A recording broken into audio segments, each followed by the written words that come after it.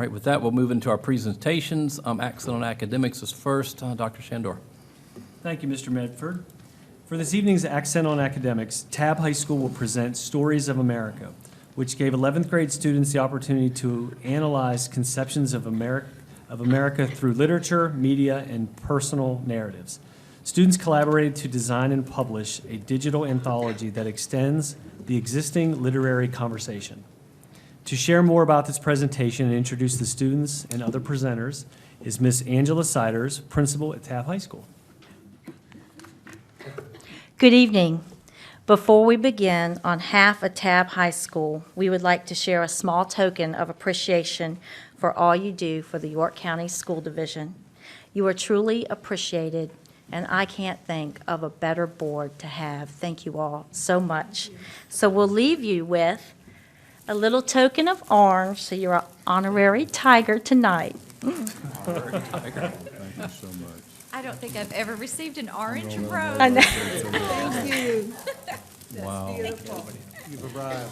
Thank you. Now for our Accent on Academics. I'm Angela Siders, the principal of Tabb High School, and tonight I have the pleasure of introducing to you the work of Margaret Harris, an English teacher at Tabb High, along with her students, as we present a transformative learning experience that Ms. Harris created called Stories of America. While we're very proud of the outstanding 21st century learning opportunities our teachers have integrated into their instruction at Tabb, Ms. Harris has created a learning experience that allowed students to deeply question our current social political context as Americans in the 21st century.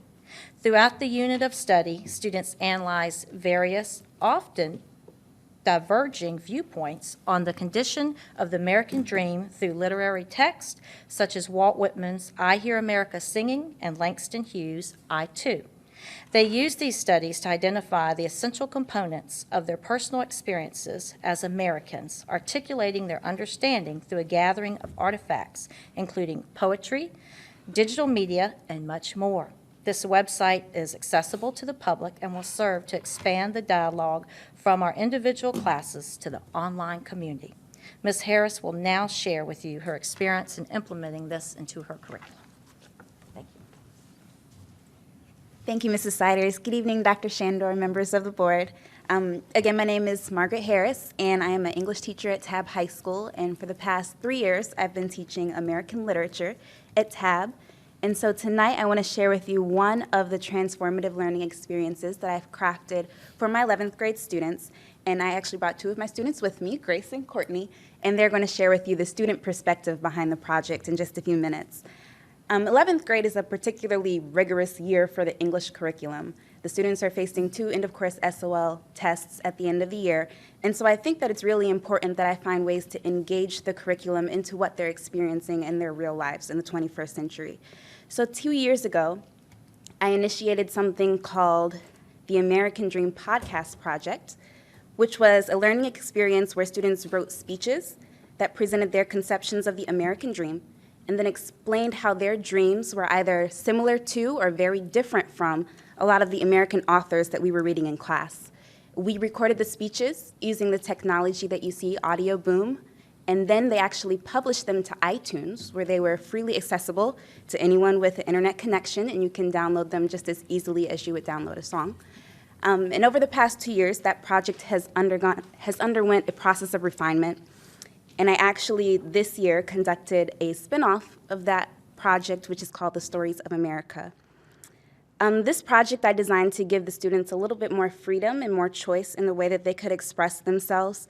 And so they not only were able to find a voice in the literary dialogue, but they actually spoke back directly to some of the biggest names in American literature, like we said before, both Walt Whitman and Langston Hughes. The students in the project were prompted to articulate their conceptions of America across 6 different domains. They had to create a multimedia artifact.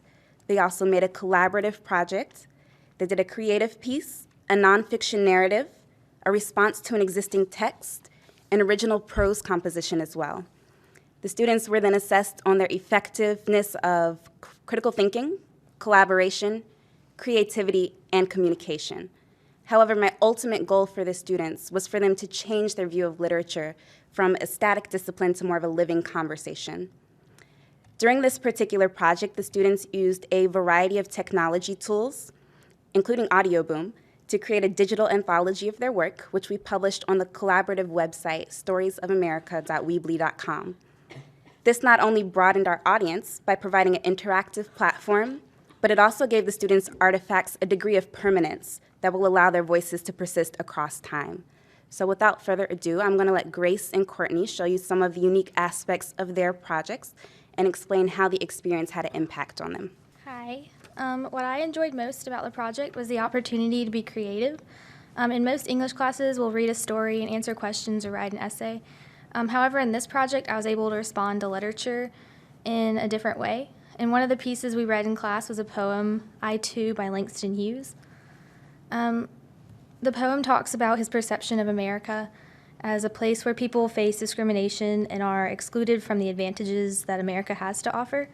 However, that's not my view of America. I wrote a poem in response to Langston Hughes that describes America as a place where there is corruption, but we constantly fight for our rights and exercise our freedoms every day. And this is the multimedia video that I made to go with the poem, so you can watch it and read it at the same time. It shows basically that Americans try hard in everything that we do, and we can overcome anything. And I believe this is truly the home of the brave. I made the video by pulling images from Google that kind of go with the parts of the poem, and I put them into a media creator, and you can put text into it, and then it kind of was like a PowerPoint that put it into a video, and then you uploaded it to YouTube, and then you could put the video onto your page, and then you can watch it and read the poem at the same time. And so I did some of the pictures that kind of go with it, like this one, how it shows that we fight for our rights. And then I picked this picture because it kind of spoke to me about how we can overcome 9/11 and the terrorist attacks. We also have our rights tested every day with like equality and things. I also did the Statue of Liberty because it's kind of an iconic symbol of America, and that is how I see America. In my project, I also wanted to spotlight the stories of brave Americans like Chief Steve Sullivan. He worked on Squad 41 but was transferred to Squad 288 to help with another call during the 9/11 attacks. And if he wasn't transferred to the next call, he probably wouldn't have survived to tell the stories of those that were fallen. And so without people like him, we wouldn't have anybody to tell the stories of those who saved those who survived. And the project also gave me an opportunity to think critically about some of America's problems, like illegal immigration. And I read an article called The Origins of the Border Crisis that explains why immigration is currently such a difficult issue for our government. And based on my understanding of the situation, I believe that the best solution is to put children who migrate over here illegally up for adoption or up for foster care, so that way they can at least have a chance to live. And now Courtney will talk about her project. So like Grace did, I also did a poem that was about America, and instead of making a video about it, I had my friend Andrew read it for me because we had to do a collaborative part in the project and with someone in our community, so I chose to do it with Andrew, and this is him reading it. The land of the free. Plus shipping and handling.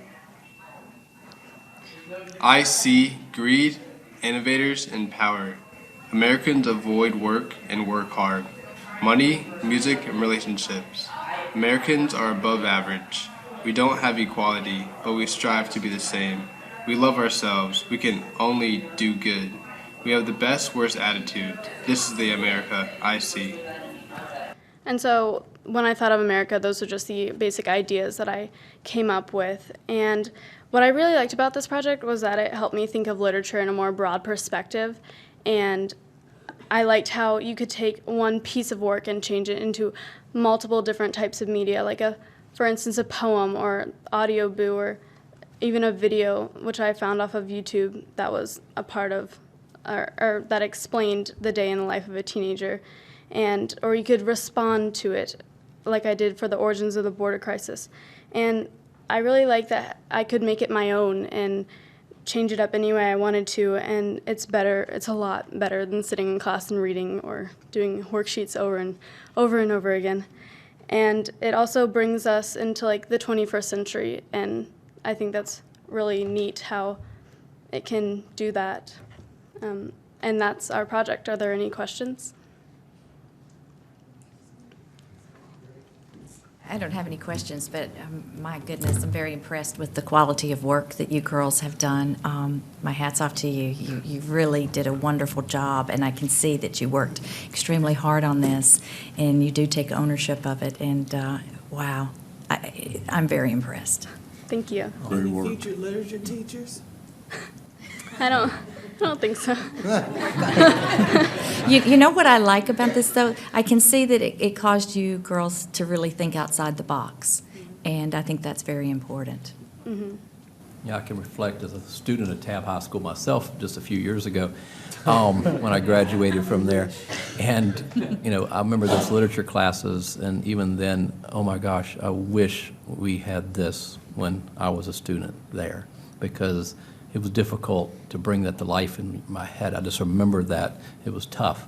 This really just, I think, watching y'all present and seeing your projects, and I can imagine the other students in the classes that, you know, that are under your guidance or other teachers there, to bring something to life or to jump into something and dig a little deeper than just on the surface to really get to understand the subject and then present it out like that. That's pretty cool.